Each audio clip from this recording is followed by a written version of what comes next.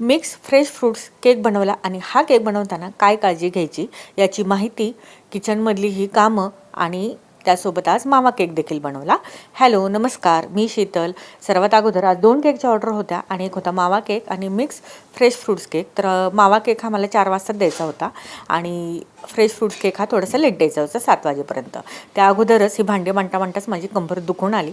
सर्वात अगोदर मावा केक करून घेतला, कस्टमरला तो पोच झाला आणि नंतर हा संध्याकाळी बघा कस्टमरला हा केक द्यायच्या अगोदर आपल्याला याच्यावरतीच फ्रेश फ्रूट्स अप्लाय करायचे आहेत. अगोदर करून ठेवायचे नाहीत आणि अगोदर फ्रेश फ्रूट्स कट केले आणि फ्रीजमध्ये ठेवले तरीही देखील ते थोडेसे काळपट पडतातच. म्हणून आता कस्टमरला केक आता द्यायचा त्याच्या अगोदर अर्धा तास तुम्ही हे फ्रेश फ्रूट्स त्याच्यावर अप्लाय करा.